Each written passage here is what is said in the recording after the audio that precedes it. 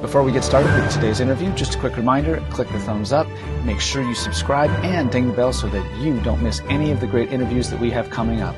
Now, on to today's interview. Welcome back, everybody. I am super excited. My guest today is composer Phillip Keveren. Thank you so much for joining us today, Phillip. My pleasure. Thank you.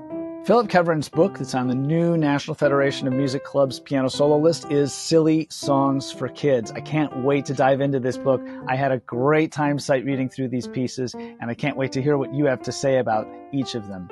Let's talk about the Chick Filet Song. So this piece has some cool chord accompaniment, this nice homophonic texture.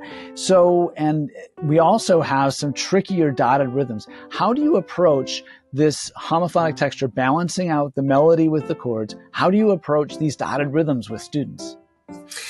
Well, this piece is one of those that I think back to my first piano teacher. It really, there were two things that she was big on. One was counting and two was hands separately. Okay. This is a big hand separately. In fact, I would say until you can play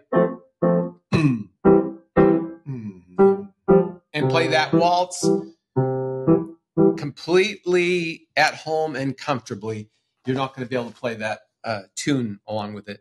And it makes a great duet, teacher-student duet, you know. And again, this is one of those, you notice it is the last song in this book, and it's definitely the trickiest one in the book. And probably, well, I had to put it in there because it was part of the story with Charlie. But yes, this was completely a singing piece.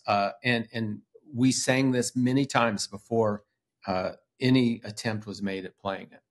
And I think going back to those origins is a great way to approach some of these pieces, because you've already kind of figured out how this works in a student's mind by teaching it and writing it for your grandson.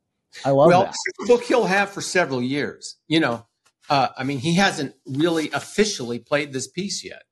You know, he's played it with Grandpa, but in terms of his real world teacher, he's not up to that level yet.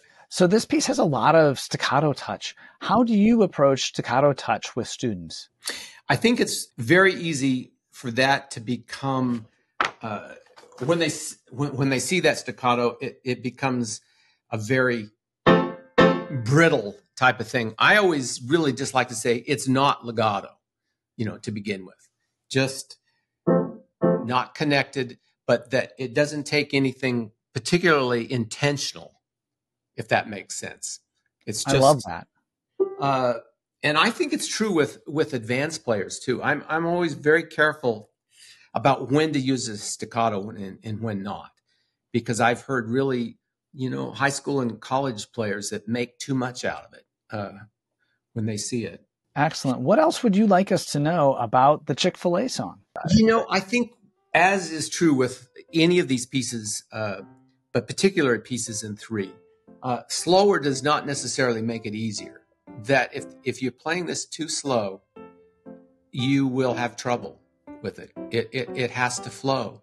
And therefore, I'm not sure 120 is even exactly what's the right tempo, but I do know that slowing it down is not necessarily the answer.